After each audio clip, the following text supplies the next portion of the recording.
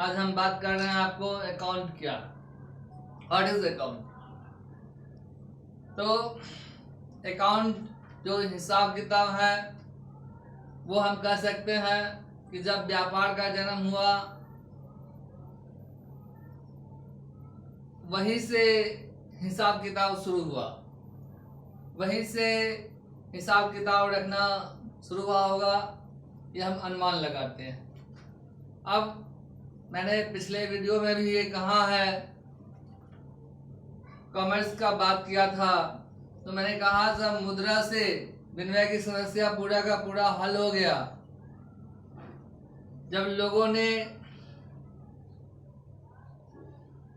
सोना जैसे चमकीला धातु को मुद्रा का रूप दिया था, तो उससे विनिमय का समस्या पूरा का पूरा हल हो गया। और हम अनुमान लगाते हैं कि वहीं से उद्योग धंधा व्यापार का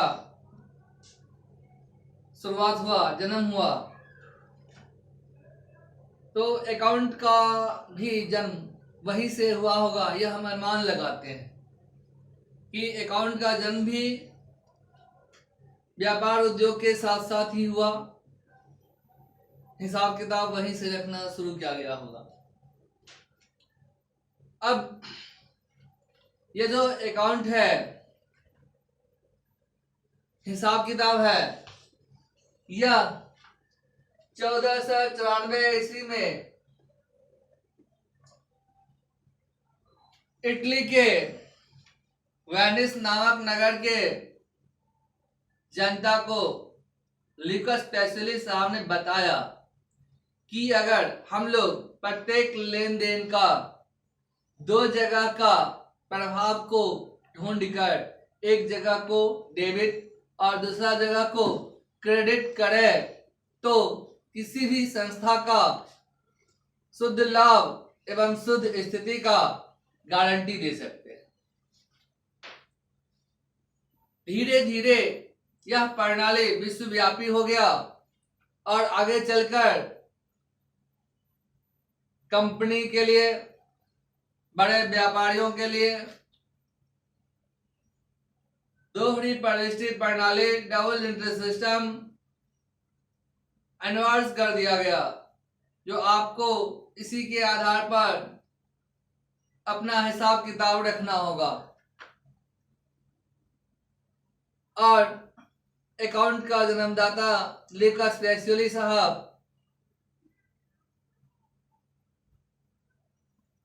को माना जाता है। और आज हमारा टॉपिक है व्हाट इज अकाउंट। तो अकाउंट जो है वह हिसाब किताब है, एक व्यक्ति से संबंधित जो लेन देन है उस लेन देन का विवरण को अकाउंट कहते हैं।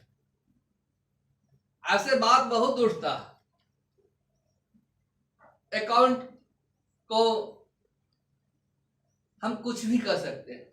क्लास 3 लेवल पर अकाउंट को हम प्रैक्टिस कर सकते हैं, अकाउंट को हम जीरो कर सकते हैं, अकाउंट को हम हार्ट ऑफ कॉमर्स कर सकते हैं, अकाउंट को हम लैंग्वेज ऑफ बिजनेस कर सकते हैं।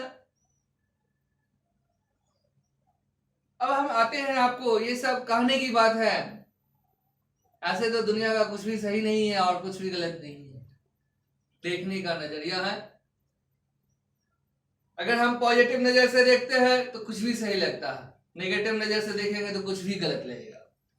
खैर, आते हैं हम आपको अकाउंट का जो परिभाषा की बात करें तो अमेरिकन के हिसाब से अकाउंट को कहा गया है, accounting is the art, accounting is the art of recording, classifying and summarizing in a significant manner in terms of money transaction and event which at least of a financial character and interpreting the result thereof। अभी जो accounting is the art of recording है, मतलब recording का मतलब होता है हम लोग जो कुछ बोलते हैं उसको अगर रिकॉर्ड कर लेते हैं तो जीवन में हजारों बार सुन सकते हैं, लाखों बार सुन सकते हैं। उसी तरह व्यापार में जो लेन देन होता है उसको अगर हम कहीं लिख लेते हैं तो आगे भविष्य में हम हजारों बार देख सकते हैं। इसी लिखने की जो प्रक्रिया है उसको हम रिकॉर्डिंग कहते हैं, इसी को हम एंट्री कहते हैं, इसी को हम जर्नल कहते हैं। और जर्नल जो है इस पर हम अलग से आपको वीडियो बता के बनाएंगे, जो बताएंगे जो जर्नल क्या है। अभी हम शॉर्ट में बता रहे हैं आपको, लेन देन का दो जगह का प्रभाव को ढूंढ करके एक जगह को डेबिट और दूसरा जगह को जो क्रेडिट करते हैं इसी को हम जर्नल एंट्री कहते हैं। आगे जो है रिकॉर्डिंग, क्लासिफाइंग। क्लासिफाइंग का मतलब है जर्नल से व्यापारी को ये पता नहीं चलता कि किसको कितना देना है, किससे कितना पाना है, इसलिए वो रोजनामचा का जर्नल का क्लासिफाई करता है, वर्गीकरण करता है। और ये जिस पुस्तक में जर्नल का क्लासिफाइंग करता है उसी पुस्तक को हम लेजर कहते हैं, अकाउंट्स कहते हैं। लेजर और अकाउंट्स में क्या डिफरेंस है? लेजर और अकाउंट्स में थोड़ा सा ही डिफरेंस है। जैसे एक व्यक्ति से संबंधित जो लेन देन का विवरण है उसको हम अकाउंट्स बोलते हैं, और जहां पर ये अकाउंट्स का समूह पाया जाता है उसको हम, उस जगह को हम, उस पुस्तक को हम लेजर कहते हैं। और लेजर मीन्स क्लासिफाइंग हो गया, जो accounting is the art of recording, classifying and summarising है। अब समराइजिंग का मतलब यह है कि व्यापारी को जर्नल लेजर देखकर बड़ा लंबा चौड़ा हो जाता है, कुछ पता नहीं चलता है व्यापार का स्थिति के बारे में, इसलिए उसको समराइज करते हैं, संक्षिप्तीकरण करते हैं। शॉर्ट में एक नोट्स बनाते हैं, एक विवरण बनाते हैं, जो लेजर का बैलेंस रह जाता है, शेष रह जाता है, उस बैलेंस के बेसिस पर, आधार पर एक चिट्ठा बनाते हैं, विवरण बनाते हैं, जिस विवरण को हम ट्रायल बैलेंस कहते हैं, समराइजिंग कहते हैं। और उसमें आपको कहते हैं आगे फिनेंशियल कैरेक्टर। फिनेंशियल कैरेक्टर के अंतर्गत फाइनल अकाउंट आता है कंपनी का, व्यापार का। फाइनल अकाउंट में हम लोग कोई भी व्यापार उद्योग का डायरेक्ट प्रॉफिट, ग्रॉस प्रॉफिट और डायरेक्ट लॉस, ग्रॉस लॉस को जानते हैं। पीएल अकाउंट के माध्यम से व्यापार और उद्योग का नेट प्रॉफिट, शुद्ध लाभ, हानि को जानते हैं, नेट प्रॉफिट, नेट लॉस को जानते हैं। और अंत में लाभ हानि खाता बनाने के बाद जो अकाउंट का बैलेंस रह जाता है, उसका जितना डेबिट बैलेंस रह जाता है वो एसेट्स रह जाता है, और जो क्रेडिट बैलेंस रह जाता है वो लायबिलिटी रह जाता है। इस तरह जो शेष बैलेंस रह जाता है उसमें उसका विवरण जो हम बनाते हैं उस विवरण को हम बैलेंस शीट बोलते हैं, स्थिति विवरण कहते हैं।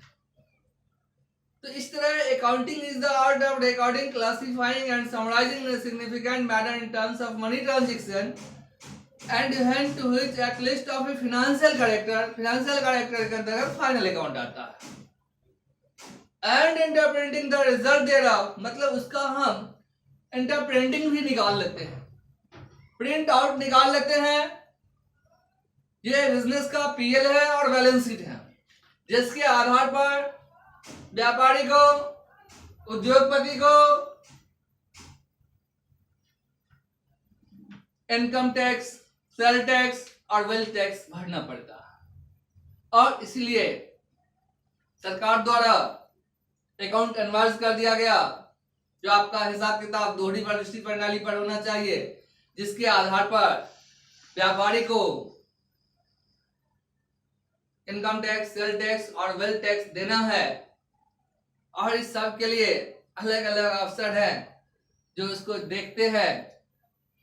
अकाउंट अफसर देखते हैं जो भाई पीएल बैलेंस शीट सही है कि नहीं। इनकम टैक्स अफसर देखता है भाई इनकम सही है या नहीं। सेल टैक्स अफसर देखता है जो सेल सही है कि नहीं है। और इसी कारण से अकाउंट की जरूरत है, नीड्स है, आवश्यकता है। इसलिए व्यापारी अकाउंट्स रखते हैं और अपना हिसाब किताब रखते हैं। इस तरह अकाउंट में अगर बात करें हम तो दो बात महत्वपूर्ण है, फाइनल अकाउंट्स और एक है आपको BRS, बैंक रिकॉन्सिलिएशन स्टेटमेंट। ये दो बात अगर जो बच्चा जान गया वो अकाउंट को एंट्री कर कर अपना जीवन यापन अच्छा से कर सकता है। अपना जीवन यापन करने में कहीं इसको कोई कठिनाई नहीं होगा, क्योंकि इसको हमने रखा है कि यह नर्क निवारण चतुर्दशी। क्योंकि बच्चे को पढ़ने का मुख्य उद्देश्य कलम का कमाई खाना है, और जो अकाउंट सीख लिया वो कलम की कमाई से अकाउंट्स की एंट्री करके अपना जीवन यापन कर सकता है। कहीं उसको मोटा नहीं उठाना पड़ेगा, कलम की कमाई से अपना जीवन यापन कर सकता है। इसी के साथ आज ये अकाउंट क्या है इस टॉपिक को हम यहीं पर समाप्त करते हैं, और हम आपको पर्टिकुलर जर्नल क्या है, लेजर क्या है, ट्रायल बैलेंस क्या है, फाइनल अकाउंट क्या है, सभी टॉपिक वाइज अलग अलग शब्द को डिफाइन करने का कोशिश करूंगा। और ये वीडियो अगर आपको अच्छा लगे तो आप लाइक जरूर करिएगा, शेयर जरूर करिएगा, और आगे हम आपको पर्टिकुलर शब्द को डिफाइन करूंगा। Thank you.